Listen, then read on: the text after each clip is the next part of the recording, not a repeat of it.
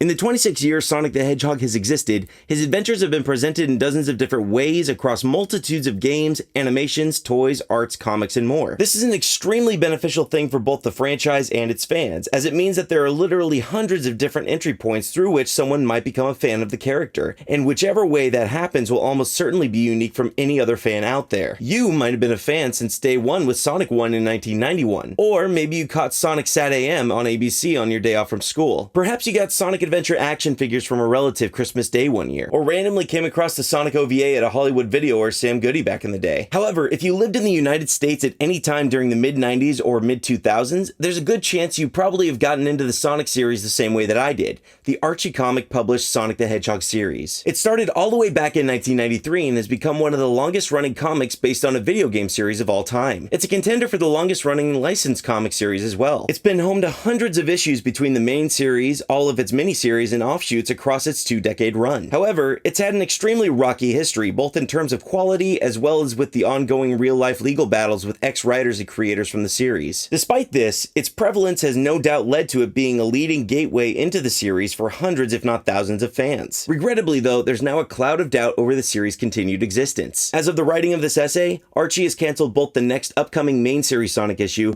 as well as the classic-inspired Sonic Mega Drive Overdrive. In addition to this, they've ceased taking new subscriptions to the book. By the time this video goes live, there's a good chance that the official word will have been passed down that the series has officially come to an end. I don't want to get too deep into speculation about the reasons that this might be happening, but I would be remiss to ignore the fact that the long-lasting and extremely harmful effects of ex-Sonic comic writer and artist Ken Pender's legal battle with Archie Comics over the legal rights to characters he created during his run likely shook Sega's confidence in Archie's ability to competently handle the license. And with word looming that other ex-creators might be wanting to get into the same kind of legal action, I wouldn't be shocked if Archie and Sega have mutually decided it's simply not worth the effort or legal risk to keep the license in Archie's hands. Keep in mind this is only my own personal theory and not a proven fact, but I digress. This entry will be slightly different from the format that I've utilized for my previous essays. This won't be an in-depth history of the production of the series nor of its lore. There are other sources out there that have excellently covered these topics in the past, like Mobius 25 Years Later the Review and How Archie Played the Games, both of which can be found on the website Sonic Retro. This series of essays will be more of a personal retrospective look at what was for me some of the most formative entries in the series, with my current day thoughts and reviews thrown in. I won't generally cover individual issues as their own thing,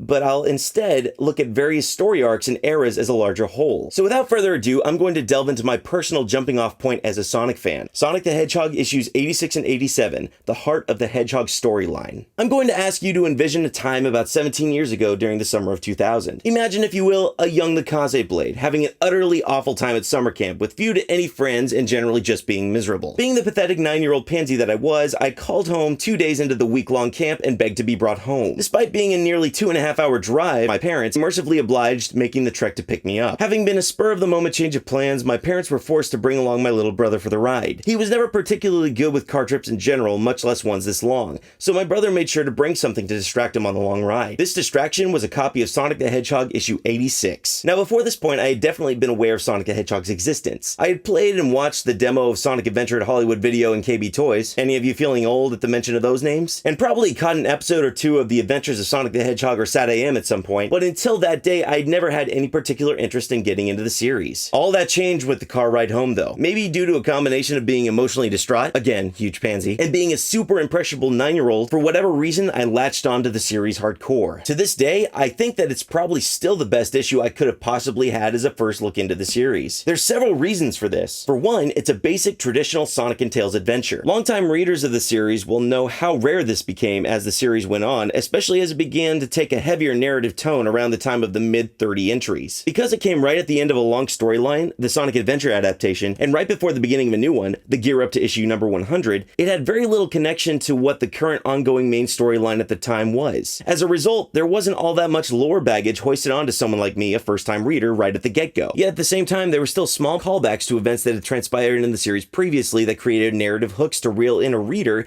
and give the book a small peek into what was a much larger shared history. So, for instance, instance, when there's specific callouts to things like when Sonic was roboticized in issue number 39 in Mecha Madness, not only does it sow the seeds of a richer lore, but it lends to a sense of grandness to the events of that story, so that when I finally went back and read Mecha Madness later on, it had been pre-built up to a sort of hype in my mind. At that point, I wasn't just reading another story in the series, I was experiencing a moment in the character's history that was important enough for that character to recall over 40 issues later. This is a type of storytelling that I found particularly effective to me personally. Fortunately, this is a strength inherent to the structure of long-running monthly series, so it didn't take me long to get hooked. While these factors are true for me personally, I don't want to oversell what is ultimately a fairly bare-bones entry to the series. One that certainly had a huge effect on my life, but one that others may find fairly forgettable or even delegate to filler fare. So let's go ahead and take a look at the 2-issue arc itself, Heart of the Hedgehog Part 1 and 2, and discuss its execution.